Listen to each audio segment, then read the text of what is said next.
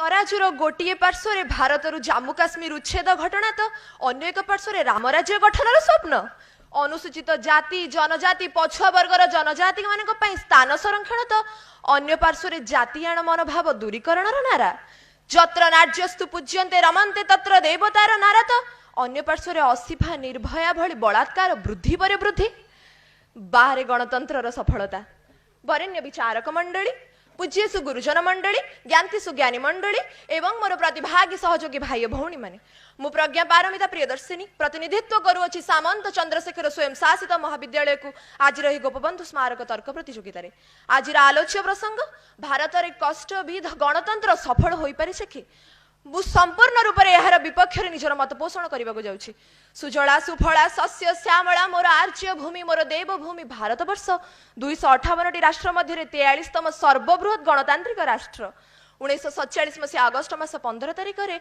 स्वाधीनतार स्वाद चाखिला 26 जनवरी 1950 मसीह भीमराव आंबेडकर द्वारा प्रणीत होता सर्वप्रथम गणतांत्रिक संविधान। अतएव गणतंत्र अर्थ कौन? गण अर्थ जनसाधारण, तंत्र अर्थ साधन। अब्राहम लिंकन को भाषा रे गणतंत्र लोकमानंकर एवं लोकमानंक द्वारा वर्तमान समय गणतंत्र अर्थ कौन जानते आपण माने? गणतंत्र लोकमानंक पाई नुहे, लोकमानंक ठारू अनेक दूर रे, लोकमानंक द्वारा नुहे, लोकमानंकु किणा जाई एवं लोकमानंकर नुहे, अर्थर एवं अन्यायर। अतएव गणतंत्र मूल लक्ष्य कौन? सार्वभौम, धर्मनिरपेक्षता, समाजवादी, साधारणतंत्र एवं स्वाधीनता। प्रकृत में गणतंत्र होइछि कौन पाई? जनसाधारण मानक ठारू निर्भय भाव में निजर प्रतिनिधि को निर्वाचन करने। जनसाधारण माने जाति धर्म वर्ण निर्विशेष रे चयन करिवे एक चरित्रवान साधु एवं स्वाक्षर निर्वाचन को।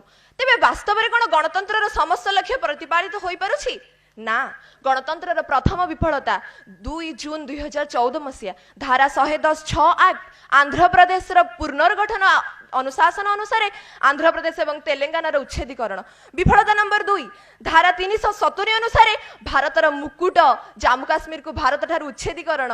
विफलता नंबर 3 जातियाण मनोभाव दूरीकरण करने को जो मैंने नारा दौरान से माने अनुसूचित जाति जनजाति और समस्त पछुआ वर्गर स्थान संरक्षण कर लगी।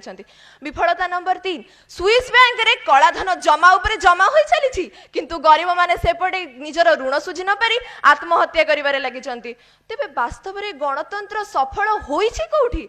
गणतंत्र विफलता पछर प्रमुख कारण कौन जानते? आमर अस्वाक्षरता हार, आमर टंका प्रति प्रलोभन, गरीबी बढ़िबारे लगी, बेकार समस्या बढ़िबारे लगी। गणमाध्यम जो 5 पैसार जिनिस होची ताकू 500% कर देखा जाउछंती। तेबे गणतंत्र सफल हबो कोठी? जदि कौनसी नियम देशर अग्रगति पछरे बाधा सृष्टि करूची तेबे से नियम को समय अनुसार परिवर्तन करबा दरकार। जदि कौनसी नेता निजर पैतृक संपत्ति भावी राजकोष को शून्य करी चली तेबे से नेतार ए देश रे कौनसी जरूरी नहीं। जदि वास्तव में आमको गणतंत्र को सफल करने को पड़ो ना तेबे आमको निजर मानसिकता वृद्धि करने को पड़ो, नहले सीमा पार संघर्ष असिफा निर्भया भली बलात्कार घटना दिन को दिन वृद्धि कर चलो आम हाथ उपरे हाथ धरी बसथिबा। ए गणतंत्र विफलता पछरे को माने अछंती जानिछंती? आमे निजे जनसाधारण, गोटे जनसाधारण अर्थर बशवर्ती होई प्रलोभित होई निजे एक अशिक्षित जनजाति को निर्वाचन रे प्रतिनिधित्व करिबार शासन भार ग्रहण करूची।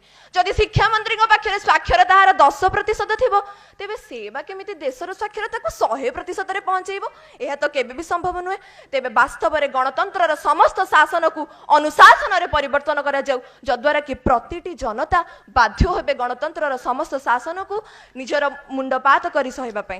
जदि वास्तव में गणतंत्र को सफल करिवार अछि तेबे बदलांतु निजर चिंताधारा एवं निर्वाचन को भोट दान रे परिणत करंतु, भोट रो क्रय रे नुहे। जदि गणतंत्र को साक्षरता रे पहुंचेइबार अछि तेबे आपणकर लोक प्रतिनिधि चयन करंतु, मात्र ताकू ही चयन करंतु जे वास्तव में देश को उन्नतिर पथरे आगे नहीं पारिबो, देशर अग्रगति रे बाधा सृष्टि करिबो नुहे। एतिकी कहि मोर वक्तव्य सान करूची। जय हिंद।